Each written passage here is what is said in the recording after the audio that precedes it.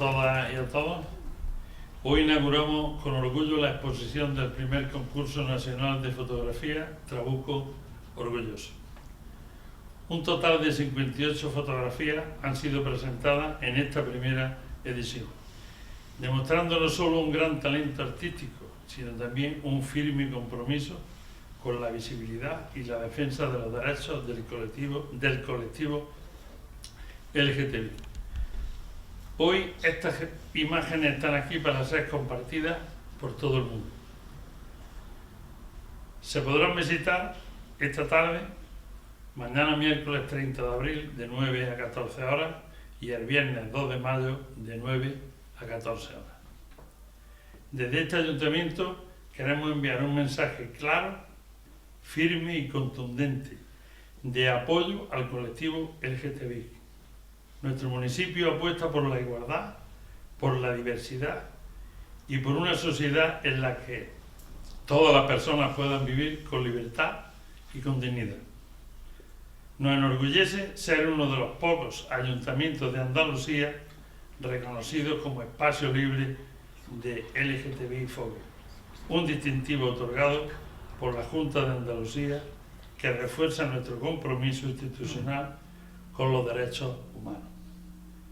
Queremos aprovechar esta ocasión para agradecer de forma muy especial la colaboración de la Asociación Pasaje Begoña, Sierra Norte de Málaga, y la Red de Municipios Orgullosos y la Fundación Manuela Saurino. Gracias a todos y todas por acompañarnos en este día tan importante y ahora os dejamos con el taller de Simón Cano, filósofo y antropólogo, que nos hablará de la comunidad LGTBI en entornos no urbanos. Muchas gracias.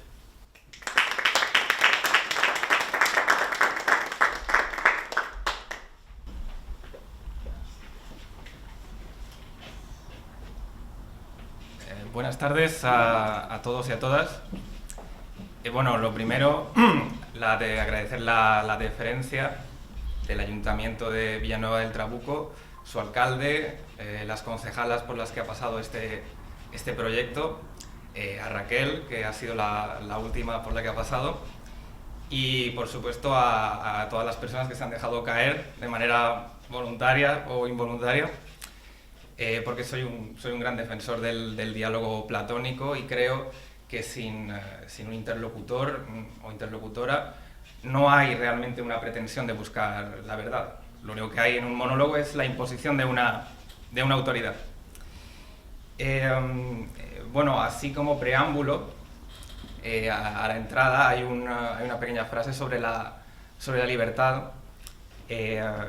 A raíz de los acontecimientos recientes hay una pequeña frase de José Ortega y Gasset que decía que a partir del siglo XVIII había dos palabras que se pusieron muy de moda.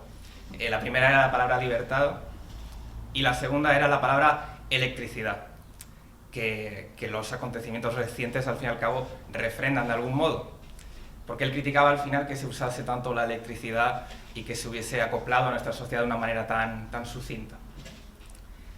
Bueno, como habrán podido comprobar, el rótulo de la ponencia, del taller, es la comunidad LGTBIQ+, fuera de los entornos urbanos o en los entornos no urbanos.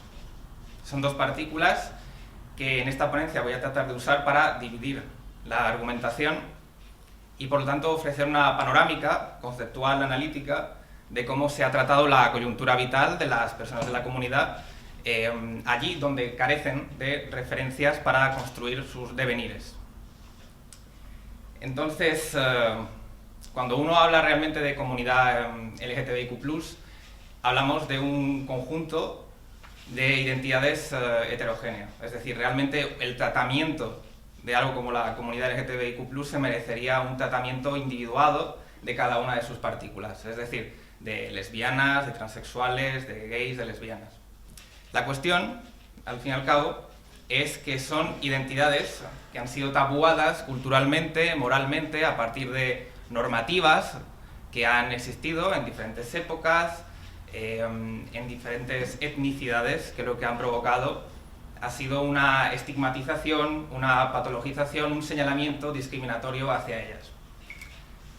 Realmente sería muy complicado resumir en breves líneas cuáles son los motivos por los que se ha producido esta discriminación.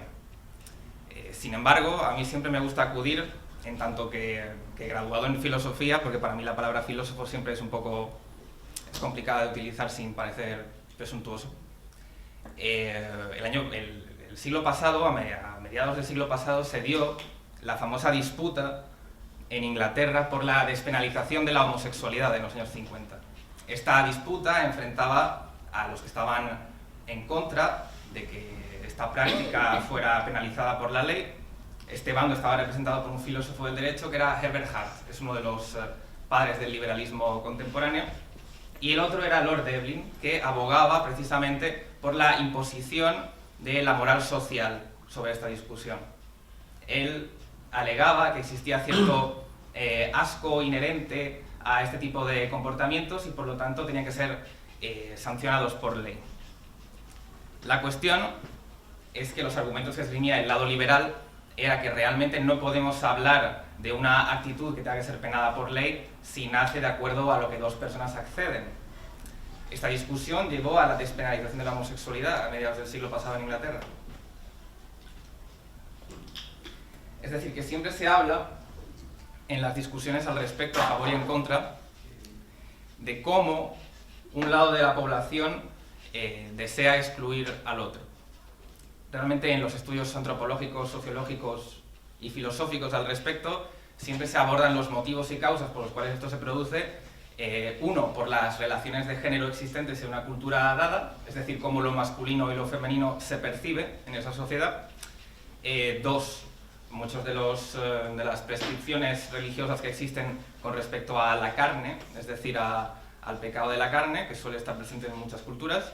Y el tercero es la autoridad médica, psiquiátrica, que en ocasiones ha estigmatizado, ha patologizado estos comportamientos, ¿no? De hecho, a principios del siglo XX, 1906, un psiquiatra de renombre muy importante, que es Evin Kraft, hablaba de la desviación sexual como algo que se desvía de la procreación natural dirigida a conseguir una progenie sanguínea. La cuestión está en que a lo largo de nuestras, vamos a decir, transgresiones familiares, en las cuales se ha podido establecer nuevos modelos de familia, nuevas formas de identidad y de vivir la experiencia del mundo, estos postulados, en algunos momentos constrictores de la identidad, han llevado a que en último término las identidades puedan ser vividas de una manera mejor o peor en las democracias liberales occidentales. Sin embargo, esto sigue siendo quedarse corto. De alguna manera, todo esto genera la imagen de que solamente en Occidente tenemos una visión liberal del asunto. Hay algunas, yo por ejemplo como antropólogo he trabajado con poblaciones indígenas en las cuales, por ejemplo, algunas efectivamente tienen una visión denostativa de la homosexualidad y la transexualidad.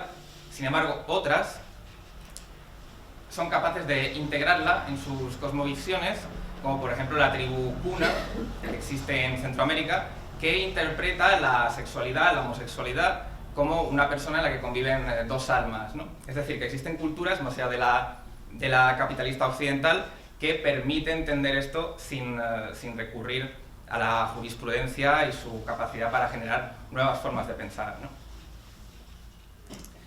Entonces, con esta introducción, que ya digo que merecería ser tratada de una forma más heterogénea, miembro por miembro de la comunidad,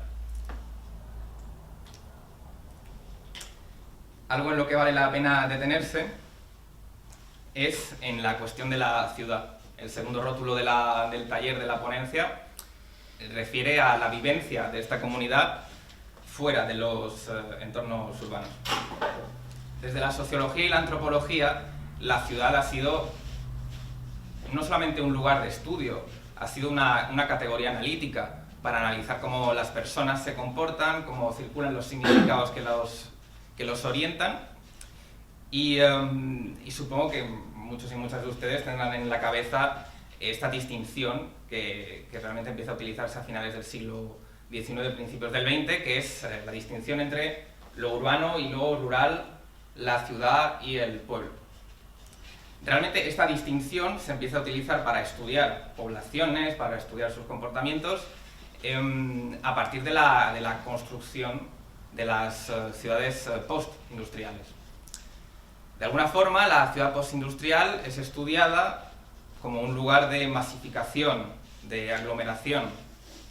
Hay un texto que yo recomendaría su lectura, aparte que no es demasiado abstracto, que se llama La vida mental de ciudad. Es decir, analiza cómo se producen los fenómenos psíquicos en la ciudad con respecto al pueblo. Este texto lo escribe un sociólogo muy conocido que es George Simmel, es uno de los padres de la sociología contemporánea, y comenta que lo que podemos experimentar en la ciudad, al fin y al cabo, es un constante ir y venir de estímulos que requieren de nuestra atención. El problema es que esto deja muy poco margen para la expresión del individuo, es decir, en un espacio completamente copado por estímulos, por personas, ¿dónde cabe la individualidad? ¿Dónde cabe el espacio que uno tiene dentro de ese mundo conglomerado y hasta los topes de personas? Para él esto es un problema, es decir, algo que se va a empezar a sentar a partir de este estudio sobre la ciudad es los efectos negativos de la ciudad frente al pueblo. Es decir, la ciudad es vista pues, como un espacio escuálido, donde la individualidad es cercenada, un espacio de degradación moral, y justamente coincide con una época en la que se recomiendan las famosas terapias de regeneración terapéuticas que implican salir de la ciudad para evitar el estrés urbano, para evitar cualquier tipo de, vamos a llamarlo, interacción transmundana y recuperar esa parte de la naturaleza que se nos ha visto sesgada por la industrialización del mundo. Entonces tenemos la ciudad, que es un lugar donde efectivamente hay una gran cantidad de estímulos que requieren de nuestra atención, y esto genera en nosotros una necesidad que es la de tener un espacio para nosotros mismos. Entonces la ciudad se convierte también en fuente de antipatías y de indiferencias. ¿Qué quiere decir esto? Esto quiere decir que en la ciudad, al ser más personas, al ser muchos, el individuo tiene que ser capaz de someter su régimen atencional a cierto orden. Es decir, tiene que ser capaz de darle a cada uno su espacio. Por lo tanto, tiende a generar indiferencia hacia el otro. Esto es lo que hoy en día se ha conocido como relaciones fluidas, utilitaristas, en la medida en que nos relacionamos con el otro, pero al mismo tiempo no le damos el espacio que a lo mejor le daríamos en un lugar donde no hubiese tanta gente. No atendemos a los demás tanto como en el pueblo, sus diferencias no nos importan tanto porque hay muchísima gente, en términos más laxos. La cuestión está en que esto abre una distinción, una categoría de estudio en las ciencias sociales que confronta ciudad y pueblo. Al mismo tiempo genera una serie de representaciones en nosotros que dominan nuestro discurso sobre lo que es el pueblo y lo que es la ciudad.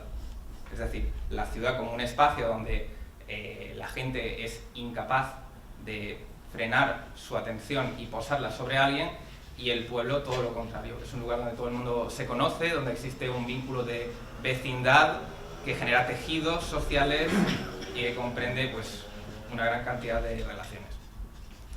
La cuestión está en que esto pues, dibuja al pueblo con lo que se ha conocido en ciencias sociales como el idilio rural, es decir, un lugar del que escapar de la vorágine postindustrial que se produce en la ciudad. Esto también tiene ciertos problemas, porque por un lado es muy complicado hablar de un pueblo como se hablaba a lo mejor hace 100 años, porque los pueblos en la era postindustrial poseen relaciones de mercado muy similares a las ciudades, lo que ocurre es que en menor medida, ¿no?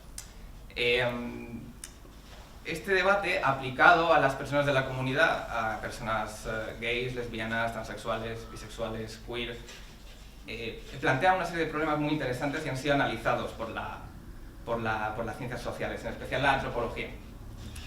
Y no sé si conocerán un caso, aquí en España tenemos los nuestros también, que haré alusión a ellos en su momento.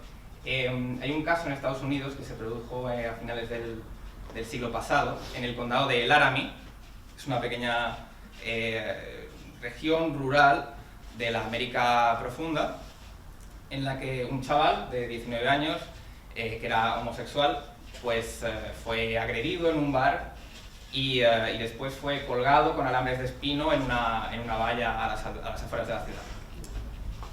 Su muerte provocó una gran reacción mediática porque suponía todo lo contrario a un aliciente turístico, es decir, estaba dibujando a la sociedad, vamos a decir, más primitiva norteamericana como un lugar donde los homosexuales no eran bienvenidos.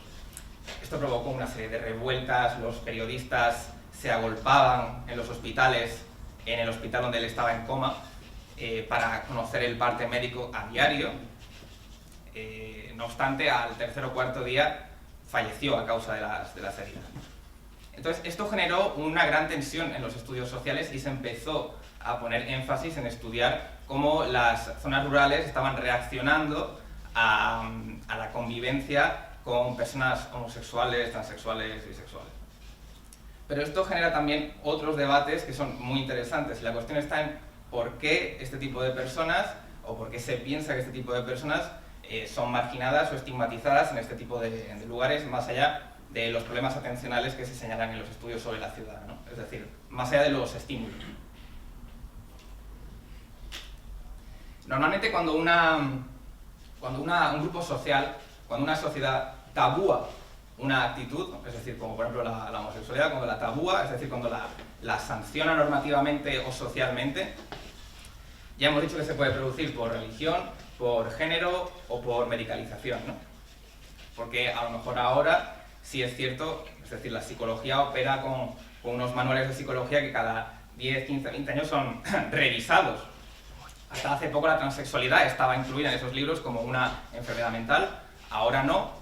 Entonces todo esto es susceptible siempre a cambios, pero la ciencia médica y la psiquiatría han colaborado durante muchos años, sobre todo a finales del 19, perseverando en su patologización de estas identidades. La cuestión está en que el hecho de que una identidad esté estigmatizada en un pueblo significa que es señalada y discriminada. Realmente el estigma, algunos supongo que conocerán el concepto, el origen griego del concepto realmente remite a las heridas que se le hacían a los esclavos para acordarse realmente a quién le pertenecían. Entonces, esta herida es una marca que los demás pueden ver, no es una marca de descrédito. Hay un sociólogo muy importante, que es Erving Goffman, que analiza las consecuencias y los orígenes sociales del estigma. En la medida en que se analiza el estigma, uno puede comprobar que esta marca de descrédito lo que hace es que una persona sea identificada como no deseable ante los demás. No es deseable porque rompe con las perspectivas, expectativas sociales que uno tiene dentro de lo que son los márgenes poblacionales establecidos. El problema está en que esto genera un sentimiento de lo que Erving Goffman llama autoaversión. Autoaversión que luego en psicología se ha llamado pues, sentimiento de autoodio, sentimiento de culpa por no pertenecer al grupo en el que se está. Y esto al final lo que hace es que la persona experimente su identidad con mucha vergüenza. De tal forma que inhabilita su capacidad para conectarse con otras personas que son distintas a ella. Y esto es una pescadilla que se muerde la cola y que provoca que en pueblos, en zonas rurales, donde esto puede estar más marcado o menos marcado, ahora veremos exactamente si es algo tan compacto y tan hermético como señalan. Y aquí entra un concepto que a mí me hizo especialmente gracia cuando lo leí. Erving Goffman habla del miedo que tiene la persona que está estigmatizada a una cosa que él era alemán, ¿no? Pero la palabra se podría traducir como chismografía. Habla de que existe una especie de deriva en las zonas rurales donde las personas pues, tienden a interesarse y a construir relatos sobre las vidas de las personas, ¿no? Esta palabra de chismografía a mí siempre me ha parecido muy, muy curiosa. La cuestión es que a raíz de este asesinato que os acabo de contar, se pone el énfasis en analizar estas identidades dentro de los marcos rurales. Sin embargo, para mí es muy llamativo que siga existiendo esta distinción y que tengamos tan interiorizada esta distinción cuando realmente en las zonas urbanas también se producen agresiones y bastante cuantiosas, ¿no? Es decir, este famoso caso del enfermero que fue asesinado, que también era gay, que era Samuel Luiz, murió en las playas de La Coruña, en uno de los paseos marítimos de La Coruña, y era una zona, es una ciudad. Y sin embargo ha sido uno de los casos más sonados, ¿no? de crimen de odio, de violencia anti-LGTBI. De forma que vemos que no es una distinción tan compacta, realmente es una generalización, y como toda generalización, como decía Gustavo Bueno, es insatisfactoria. Es decir, yo no puedo hablar de un pueblo o de una ciudad y de su capacidad para señalar o discriminar sin conocer el pueblo, sin haberlo estudiado, ¿no? Por lo tanto, siempre hay que tener hay que cogerlo con grano de sal, ¿no? Todo esto, porque al fin y al cabo genera una representación que tenemos de lo rural y de lo urbano, con una tendencia siempre a separar y categorizar, y en muchas ocasiones estas categorías no son estancas, se prestan a interrelaciones, ¿no? Entonces, a mediados de los 90, después de este caso, se produce pues, esta oleada de estudios, ¿no? Sobre cómo las personas LGTB se relacionan con el mundo rural, si nacen en él, si se educan en él, si trabajan en él, o si migran, ¿no? Si se van fuera. De manera que se establece una distinción que yo creo que en cierto sentido para muchas personas es intuitiva. Es decir, para muchas personas, si partimos de esta distinción de lo rural-urbano, mucha gente tiene interiorizado, es decir, intencionalmente, que lo rural es un lugar de constricción y que lo urbano es un lugar de libertad. Esto es lo que existe en el ideario popular. Entonces, la antropología, explico brevemente, realmente la antropología lo que se encarga es de analizar las representaciones, los discursos, los comportamientos de las personas siempre en contextos relacionales. Es decir, de cómo se comportan en sociedad, cómo se comportan en grupos, qué hacen, por qué lo hacen, qué significa lo que hacen para ellos, etc. Porque para mí siempre la psicología hoy en día ha cogido una especie de aura secular que había una filósofa que describía muy bien, que era Susan Sontag, que decía que la psicología tenía la popularidad que tenía y estaba ganando la popularidad que está ganando porque era capaz de conciliar lo espiritual con la secularización de lo espiritual. Es decir, es como una fe moderna donde hacemos depósitos de confianza cada vez más grandes y, sin embargo, como hemos visto, la psicología y la psiquiatría han cometido graves errores en su historia, ¿no? Como muchas ciencias. La cuestión está en que los testimonios que han sido recogidos por la antropología al respecto, hay un libro que se llama precisamente Los chicos de la granja, que analiza cómo jóvenes estadounidenses que han sido criados en zonas rurales norteamericanas, cómo han experimentado las transformaciones de su identidad, cómo han sentido el tener que comunicarlo o no comunicarlo. Entonces, existe siempre una constante en estos testimonios, y es que hablan de la migración a la ciudad como una liberación, ¿no? Es decir, salen, según ellos, estos son testimonios, salen de un espacio de constricción conservador y van hacia la ciudad, que de alguna manera para ellos es un espacio liberador. Sin embargo, y esto es una cosa que no se discute tanto y que vale la pena detenerse aquí, porque yo creo que existe una constante demonización de lo rural en este tema. Siempre que se habla de lo rural y lo LGTB, pues existe esta representación intuitiva, libertad, constricción, constricción, libertad. Sin embargo, para muchos de los testimonios recogidos, realmente la ciudad no es tan liberadora. Realmente la ciudad, para que nos entendamos, funciona como catalizador relacional, es decir, capta a la gente, pero también impone unas expectativas muy altas que en gran medida vienen distribuidas por las fuerzas de mercado. Es decir, la identidad se convierte en algo que se construye a través de objetos, a través de ropa, a través de elementos que al fin y al cabo son consumiciones. Es decir, al fin y al cabo, en la ciudad lo que uno es al final acaba transgrediendo y convirtiéndose en una identidad de consumo, porque lo que uno consume es lo que le construye, ¿no? Le construye la ropa que se pone, el maquillaje que se pone, todo. Entonces, para muchos de los testimonios recogidos, esto representa un problema, porque representa siempre estar o tener que estar a la altura de esas expectativas que la ciudad necesita. Y ahora voy a entrar en esto porque yo creo que vale la pena detenerse. Antes, si se acuerdan, hemos hablado de cómo la ciudad, como son muchísimos estímulos, requiere generar ciertas indiferencias, es decir, espacios de antipatía donde los demás, pese a sus diferencias, realmente no nos llaman la atención. Por esto de lo que él llama la actitud de reserva. Simmel habla de la actitud de reserva en la medida en que yo, cuando interactúo con los demás en una ciudad, guardo este espacio para mí, por lo tanto, mi atención no se deposita en todo lo que ve.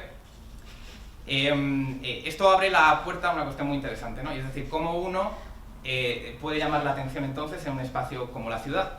Estamos hablando de una pequeña paradoja, ¿no? Porque vemos la ciudad, pues efectivamente la ciudad es un espacio de libertad, pero también cuesta llamar la atención en un espacio de libertad, ya que, pues según Simmel, pues todo el mundo va a su bola, en términos más plateados. Sin embargo, plantea un problema, ¿no? Y es que esta exacerbación de la personalidad en los espacios urbanos se produce a través de una necesidad de consumir que genera una identidad que los testimonios recogidos señalan como algo problemático. Entonces, cuando la gente habla de miembros de la comunidad LGTB que emigran a las ciudades huyendo de lo rural, en muchas ocasiones no se incluye lo siguiente: muchos vuelven. Es decir, muchos vuelven a lo rural porque sienten que la ciudad no solamente exige, sino que diverge en sus capacidades para construir la identidad. Es decir, cuando uno está en la ciudad, tiene que estar constantemente sometido a fuerzas de mercado contingentes que lo que provocan es un alejamiento de la naturaleza, podríamos definirlo en estos términos, ¿no? Es decir, hay un reencanto de esa naturaleza a través del consumo, a través de la masificación del consumo. Sin embargo, se vuelve a mostrar con cierto interés el retorno a lo rural, porque lo rural presenta precisamente esa capacidad de pausa que la ciudad no permite. Es decir, la ciudad requiere, en cierta medida, un ritmo de vida que el pueblo o la zona rural no, aunque sea una zona rural postindustrial. Es decir, postindustrial, repito, que la ciudad sigue sometida a fuerzas de mercado, pero cualitativamente distintas, ¿no? La cuestión está en que ese retorno a lo rural implica una capacidad para sosegarse, es decir, para retrotraerse a un estado donde uno se autoexamina. Es decir, muchos de los testimonios recogidos de personas LGTB que han migrado a la ciudad y han vuelto, dicen que en estos espacios rurales, alejados de las redes de consumo urbanas, encuentran un espacio para pensarse, para pensar lo que realmente son identitariamente, más allá de lo que puedan o no consumir. Esto, por ejemplo, aparece muy bien en este libro que os comento, que es Chicos de la Granja, que se publica a mediados de los 90, en el que pues es cierto que la soledad de ciertas personas puede ser vista como algo malo, sin embargo, y la psicología así lo señala, sin embargo, para algunos de los testimonios de los informantes recogidos en este libro, se ofrece una perspectiva totalmente distinta. Se ofrece la perspectiva de la reflexión platónica. Es decir, para Platón, la soledad era la capacidad que tenía el individuo para progresar en el pensar. Sí es cierto que cuando se habla de que en el pueblo o en las zonas rurales no se pueden establecer vínculos o relaciones con otras personas, es una, vamos a decir, una afirmación demasiado categórica. Es decir, una persona, y esto contextualmente habría que situarlo, pero eso no es cierto. Es decir, una persona LGTB en una zona urbana y rural puede establecer lazos. Es más, probablemente los lazos que establezca en una zona rural sean menos transitorios que en una urbana. La cuestión está en superar ese, vamos a llamarlo, impasse, es decir, ese espacio que existe entre el miedo a contarlo o el miedo a refrendarlo o no. Y también depende, por supuesto, de a nivel cultural cómo esté inyectado la sensación de si la identidad sexual es algo privado o público. Por ejemplo, en Norteamérica sí que existe la sensación de una identidad sexual comunitaria que se establece en lazos relacionales, pero por ejemplo en Francia, por ejemplo, durante gran parte del, vamos a decir, de mediados del siglo pasado, supongo que conocen pues, los principios de la Revolución Francesa, ¿no? Esto supone una igualdad entre todos los ciudadanos y también hay una tendencia a desconsiderar la identidad sexual como algo político. Es decir, el considerar la identidad sexual como algo político es el establecimiento también de una diferencia, por lo tanto problematiza mucho esta cuestión. Pero, suponiendo que estamos en un espacio donde es relevante instaurar la identidad de una persona como algo público, la relación de la persona con lo rural no demuestra necesariamente ser algo unívoco. Es decir, puede ser algo que contribuye también a la capacidad que tiene una persona de instaurar su identidad. Por lo tanto, yo siempre pido que cuando se manejan este tipo de distinciones, de categorías, es decir, lo rural, lo urbano, la ciudad, el pueblo, al fin y al cabo, antropológicamente, antropología es hacer filosofía pero con empatía, es decir, acudiendo a los testimonios de las personas, ¿no?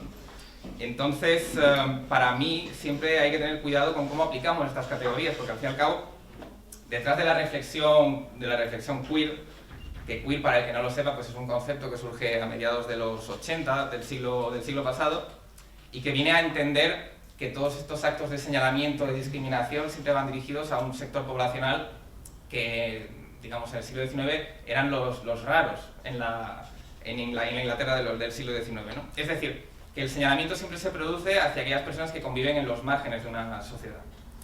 Pero la reflexión que tiene este movimiento es que el uso que hacemos del lenguaje y el uso que hacemos de los conceptos tiende a cristalizar siempre una realidad. Es decir, siempre tiende a generar la sensación de que un concepto puede coparlo todo, ¿no? Es decir, incluso el propio uso del concepto sociedad en sociología está muy criticado. Es decir, siempre hay que ser capaces de introducirse en estos conceptos, como por ejemplo el de rural, y ver si realmente operan con esa homogeneidad que nos describen los medios de comunicación, ¿no? Es decir, lo rural, la distinción entre lo urbano y lo rural, no es tan homogénea y estricta como podríamos llegar a pensar. Si bien es cierto que en algunos momentos, intuitivamente, empíricamente palpables son sus efectos.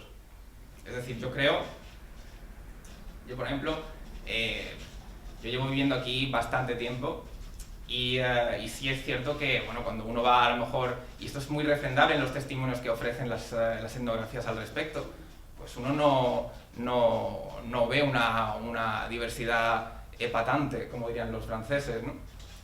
Sin embargo, esto no tiene por qué ser malo, tampoco bueno. Es decir, la cuestión de esta ponencia, de este taller, que realmente es la primera de 10 charlas que hemos acordado con el ayuntamiento hacer, no son charlas prescriptivas, es decir, no son charlas que lo que pretenden es decir qué se debe hacer, ¿no? Esta famosa cuestión del ought to be, del deber ser británico, sino más bien descriptivas. Es decir, buscan de alguna manera permear lo que el día a día y la actitud cotidiana de los individuos reflejan. Y al fin y al cabo eso es lo que recoge la antropología. Entonces, por lo tanto, yo iniciaba esta ponencia hablando de las problemáticas que existen dentro de la comunidad y de cómo existe una estigmatización constante que hoy en día, antes lo estaba hablando con el alcalde, efectivamente, está en gran medida superado, pero claro, los pozos que dejan siempre las sanciones normativas, el estigma, todo eso pervive. Entonces, eso tiene una fuerza que es muy complicado de erradicar, ¿no? Implica apelar a un concepto de verdad por conveniencia, es decir, que se establece por convención dentro de un grupo de habitantes. Entonces, si hay un grupo de habitantes que lo sigue considerando patológico o sancionable normativamente o socialmente, es complicado de solucionar, ¿no? Por lo menos es complicado de decir esto se ha solucionado. Por lo tanto, yo espero que esta primera ponencia les haya servido por lo menos para tener un panorama conceptual que la antropología, la sociología y parte de la filosofía del siglo pasado han ofrecido con respecto a esta cuestión. Que ya les digo que no es una cuestión tan homogénea como en algunos momentos podemos llegar a pensar, pero si hubiese que ofrecer un carácter prescriptivo a esta charla, sería la capacidad que estas herramientas ofrecen de de repensar nuestras relaciones con identidades que han sido fuertemente estigmatizadas, sobre todo en aquellos lugares donde existe la imposibilidad o la potencial imposibilidad de que puedan establecer lazos sociales como las demás personas, ¿no? Así que, sin más, les agradezco mucho su atención. Si tienen alguna pregunta o si están en desacuerdo con algo que yo he dicho, alguna objeción, estaré encantado de recibirla. Muchas gracias.